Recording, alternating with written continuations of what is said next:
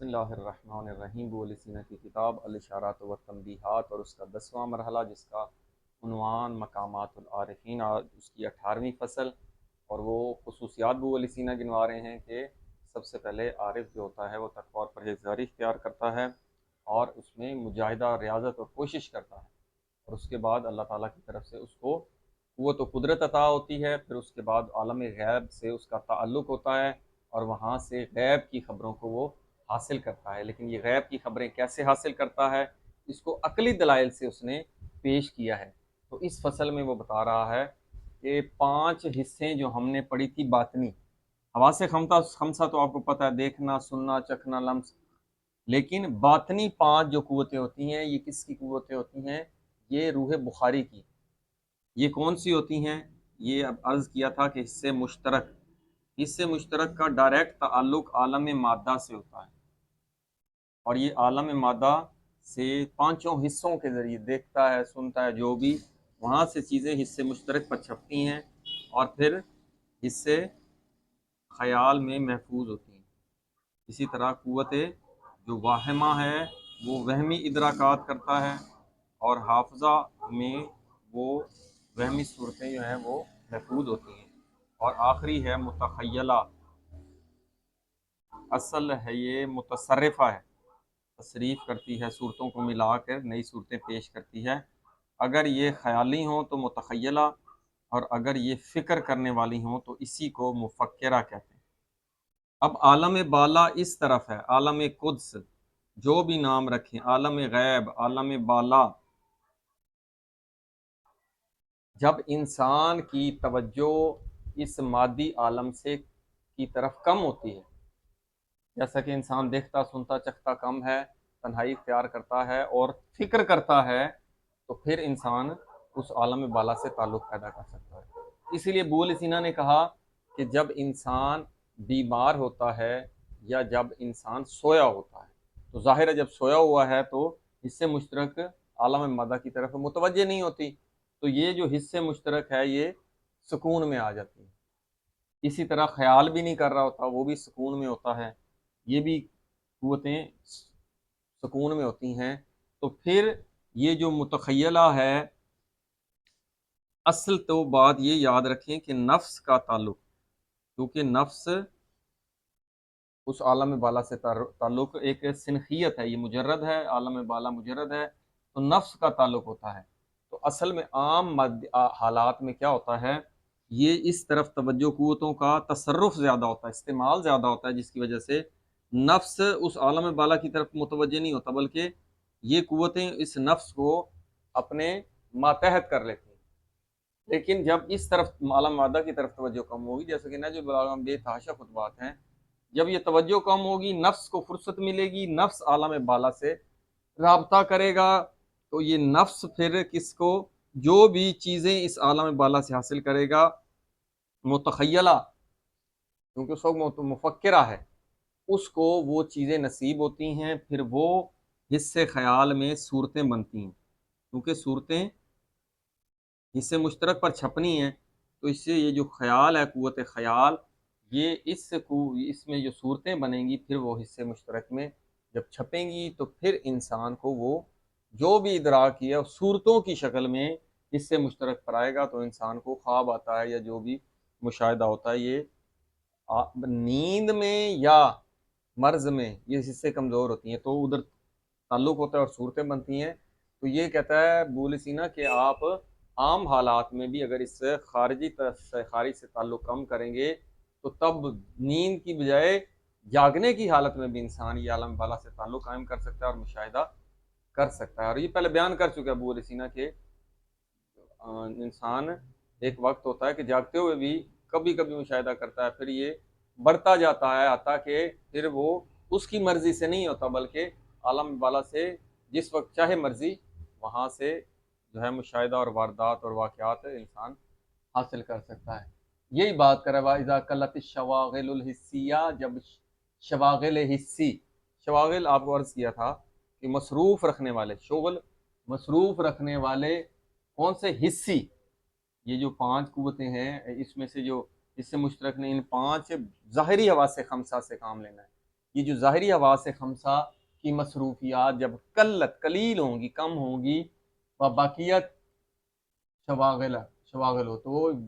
شواغل جو بچیں گے اکلا، وہ شواغل کم ہوں گے، کیونکہ مین یہی ہیں، جب یہ شواغل اور مصروفیات اس طرف کم ہوں گی تو باقی شواغل تھوڑے بچیں گے۔ لم یبعد تو بعید نہیں ہے پھر کہ ان تکون للنفس فلتاتن، تو اس وقت نفس کے لیے فرصتیں ہوں گی۔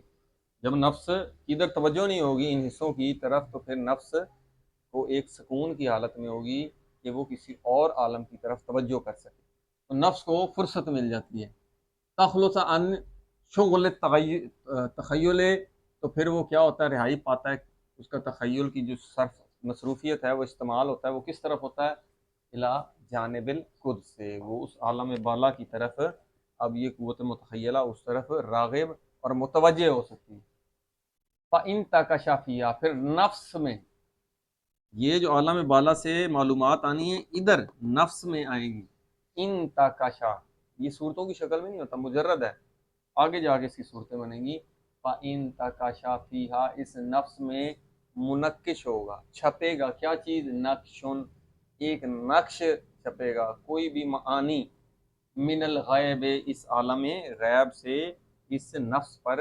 کوئی نہ کوئی معانی معنوی صورتیں چھپیں گی۔ فصاحا الی عالم تخیل، تو پھر جب یہ نفس سے عالم تخیل کی طرف پھر یہ جاری ہوں گی، جریان ہونا، فصاحا جاری ہونا، اس طرف کسی طرف جاری ہو کر جانا۔ وَإِن تَكَشَفِ الْحِسِّ الْمُشْتَرِكِ، تو پھر یہ جو نقش ہوتا ہے اس کا فائل، وہ پھر نفس منقش ہوتا ہے یہاں سے قوت حس خیال صورت بنا کر اس حصے مشترک پر چھاپتی ہے۔ حصے مشترک پر جو صورت آئے گی وہ انسان کو وہ خواب میں یا مشاہدے میں نظر آتی ہے۔ ھذا فی حال النوم او فی حال المرض ما، وہ کہتا ہے یہ کب ہوتا ہے، جب نیند کی حالت ہوتی ہے یا بیماری کی حالت میں ایسا ہوتا ہے۔ کیسا ہوتا ہے، وہی جو نقش عالم غیب سے متخیلہ میں پھر عالم خیال سے ہوتا ہوا حص میں چھپ جاتا ہے۔ یشغل الحس و یوہن التخیلہ، وہ کہتا ہے کہ تخیل اس کو کمزور کر، یہ سوری اگر اس کا فائل بنائیں گے کہ نیند یا مرض اس حص کو مشغول رکھتا ہے اور تخیل کو کمزور کرتا ہے، یہ انہیں کمزور سے یہاں مراد ہے کہ سست کر دیتا ہے، کیونکہ تخیل جو ہوتا ہے اس کی بندہ سویا یا مرض کی حالت میں اس عالم میں خارج کی طرف توجہ نہیں ہوتی، تو وہ اس کی فعلیت ہے، ظاہر ہے وہ متوجہ نہیں ہے تو سکون میں ہے، تو وہ اس کی تخیل جو ہوتا ہے اس کو تخیل کو وہ کمزور سست کر دیتا ہے۔ فَإِنَّ التَّخَيُّلَ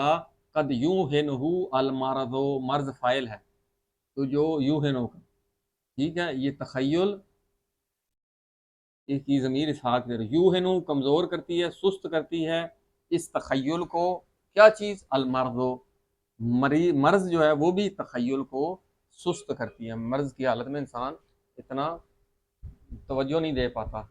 تخیلی قوت کا استعمال کم ہو جاتا ہے۔ وقد یوہنہ، اسی طرح اس تخیل کو کمزور کرتی ہے کیا، کثرت الحرکت،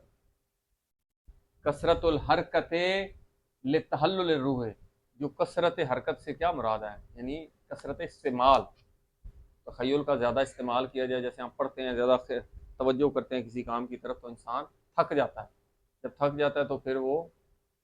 سکون کرتا ہے، اس لیے کہہ رہا ہے یہ جو کثرت بیماری کی حالت میں کثرت حرکت ہے یہ بھی تخیل کو سست کرتی ہے، کیوں، لتحلل الروح، روح کی تحلیل، یہ روح جو ہے نفس نہیں ہے، نفس روح ناطقہ، نفس ناطقہ، یہ روح بخاری ہے، روح بخاری جس کی وجہ جو نفس ناطقہ اس روح بخاری سے ربط کرتے ہیں، روح بخاری کا کام اس سے بدنی جو قوا ہیں ان کو کنٹرول کرنا ہوتا ہے، تو بیماری میں یہ روح تھوڑی تحلیل ہوتی ہے، تو اس تحلیل کی وجہ سے جو ہے تخیل تھوڑا کمزور ہوتا ہے۔ اب یہ روح بخاری کیا، الذی ہوا کی ضمیر لے جائیں تخیل کی طرف، تخیل کیا ہے، آلہ تو ہو، اس روح کا آلہ ہے، اگر یہ کہیں، کیونکہ تخیل ایک آلہ ہے، یہ تمام کے تمام آلے ہیں روح بخاری کی، اور عقل کی نفس یا عقل جو ہے وہ اس نفس ناطقہ کی قوت عقل ہے، تو ویسرا او، تو پھر یہ جو تخیل ہے صورت کرتا ہے، جلدی کرتا ہے الا سکون ما، تخیل جب بیماری ہو، تھکاوٹ ہو یا حرکت استعمال کی وجہ سے، وہ جلدی کرتا ہے الا سکون ما و فراغ ما، ایک سکون اور فراغت کی جانب جاتا ہے تاکہ اس کو آرام ملے۔ پتن جاذب، پس تن جذب النفس، نفس منجذب ہوتا ہے، کھینچا چلا جاتا ہے الا جانب الاعلی، نفس اس جانب اعلیٰ کی طرف کھینچا چلا جاتا ہے، کیونکہ پہلے اس نے بتا دیا کہ یہ کمزور ہوں گی، سست ہوں گی، اور جب وہ اس طرف توجہ نہیں ہوگا نیند یا بیماری کی حالت میں، تو نفس کھینچا چلا جائے گا عالم بالا کی طرف بے سہولت، آسانی کے ساتھ، اب ریاضت بھی زیادہ نہیں کرنی پڑے گی۔ فَإِذَا طَرَأَ عَلَى النَّفْسِ، نقشن فائل ہے اس کا نفس، جب نقش آئے گا، طاری ہوگا نفس پر، یہاں سے ایک نقش اس نفس پر آئے گا، ان زاجت تخیل علیہ، تو پھر جو تخیل ہے وہ اس نقش کی طرف چلا جائے گا۔ ٹھیک ہے نا، ظاہر ہے کہ جب نقش اس پر چلے گا تو پھر تخیل جو ہے پھر آئے گا اس نفس کی طرف کہ وہ اس نقش کو لے، و تلق کا ہو، تو پھر وہ اس سے نقش سے ملاقات کرے گا تخیل۔ اب اس کی وضاحت کریں، یہ ایسا کیوں ہوتا ہے کہ نفس جو ہے عالم بالا سے لے کر علم متخیلہ تک وہ پہنچاتا ہے، تخیل تک، یہ علم خیال سمجھ رہے ہیں۔ وذالک، وہ اس طرح ہوتا ہے، اما لمنبہ من حاضت طاری، کہ اس تخیل کو تنبیہ کرنی ہے کس سے، من حاضت طاری، یہ جو طاری ہوا ہے نقش، ٹھیک ہے نا، نقش کے بارے میں اس کو بتاتا ہے، یہ نقش جو ادھر نفس پہ آتا ہے اس کو بتاتا ہے متخیلہ کو، اور لے حرکت تخیل، یا تخیل کی حرکت ہوتی ہے بعد استراحت ہی، اپنی استراحت کے بعد، استراحت آرام سکون، یہ کب پیچھے بتا چکا ہے کہ جب بہت زیادہ حرکت تخیل ہوتی ہے تو پھر وہ آرام استراحت چاہتا ہے، استراحت کے بعد حرکت تخیل، حرکت تخیل کی حرکت استراحت کے بعد، یا او وہاں نہیں، یا وہ جب سست ہو جاتی ہے بیماری یا نیند کی وجہ سے، تو پھر تخیل حرکت کرتا ہے اس نقش کی طرف، فَإِنَّهُ سَرِيعُ الْحَرْكَةِ، یہ تخیل کی حرکت بڑی تیز ہوتی ہے، اِلَى مِثْلِ هَذَا التَّنْبِيهِ، یہ اس تنبیہ ادھر سے جو آتی ہے اس کی طرف، اس سے تخیل کی حرکت اس نقش کی طرف تیز ہوتی ہے، یا تو یہ وجہ ہے، یا دوسری وَإِمَّا لِاسْتِخْدَامِ النَّفْسِ نُطْقِيَةٍ لَهُ طَبْعًا، یا نفس ناطقہ کا یہ خدمت چاہنا، یہ نفس ناطقہ خدمت چاہتا ہے کس کی، اس تخیل کی، علم خیال کی، طبعاً، طب اللہ نے طبیعت ایسی بنائی ہے کہ یہ خادم بننا چاہتا ہے، کس کا، نفس کا، مجرد کی ہر کوئی چیز کا خادم بننا چاہتا ہے، تو یہ جلدی جلدی یہاں سے نقش لینے آتا ہے۔ فَإِنَّهُ، یہ جو تخیل ہے، من معاون النفس سے، یہ نفس کے معاون اور مددگاروں میں سے ہے، کیونکہ اگر یہ تخیل نہیں ہوگا تو یہ حصے مشترک پر تصویر کون بنائے گا، تخیل کا کام ہے کہ اس کی صورت کو وہ حصے مشترک پر وہ پیش کرنا، اس لیے یہ نفس کا معاون ہے، ان دا امثال حاضر سوانے، کب یہ مددگار ہوتا ہے، اس قسم کے جو سوانے، اس قسم کے جو واقعات، کون سے واقعات جو ہم بیان کر رہے ہیں، کہ جب واردات ہوتی ہے یا مشاہدہ ہوتا ہے، اس عالم سے تعلق ہوتا ہے، اس طرح کے واقعات سے جو غیب کی خبریں آتی ہیں، تو اس وقت یہ تخیل اس نفس کا معاون اور مددگار، یوں خادم سمجھ لیں۔ فَإِذَا قَبِلَهُ التَّخَيُّلُ، یہ جو تخیل اس نقش کو جب قبول کرتا ہے، اس نفس سے، تخیل ایک نقش کو، جو نقش عالم بالا سے اس نفس پر بنا تھا یا عقل پہ بنا تھا، وہاں سے تخیل میں آ گیا، تخیل اس نقش کو قبول کرتا ہے، کب قبول کرتا ہے، حالات زحزح الشواغل عنہا، جب یہ دور ہوتا ہے، ٹھیک ہے، کون دور ہوتا ہے، جب نفس دور ہوتا ہے ان شواغل سے، جب یہ شواغل دور ہوتے ہیں، انہا اس نفس سے، جب اس نفس سے، کیونکہ شواغل کی طرف توجہ کام ہے، یہ شواغل سے نفس دور ہو گیا تو پھر یہ جو ہے تخیل ادھر سے نقش کو قبول کرتا ہے، اور شواغل کی وجہ سے نفس فارغ ہو جاتا ہے، ویلا ہو جاتا ہے، تو وہ ان تکشافی لوح الحس المشترک، تو پھر یہ نقش جو ہوتا ہے، اس کا فائل ان تکشن نقشو فی لوح الحس المشترک، اس حصے مشترک لوح کی تختی پر وہ صورت چھپ جاتی ہے، جب یہ چھپ جاتی ہے تو عالم خواب میں وہ ہمیں صورتیں نظر آتی ہیں. وہ جو مجرد بات ہوتی ہے، مجرد حقائق ہوتے ہیں، وہ صورتوں کی شکل میں حصے مشترک پر چھپتے ہیں، اور ہمیں وہ اس کا خواب میں، جیسے خواب آنا، اس میں چیزیں نظر آتی ہیں، حقائق معلوم ہوتے ہیں. الحمد للہ رب العالمین.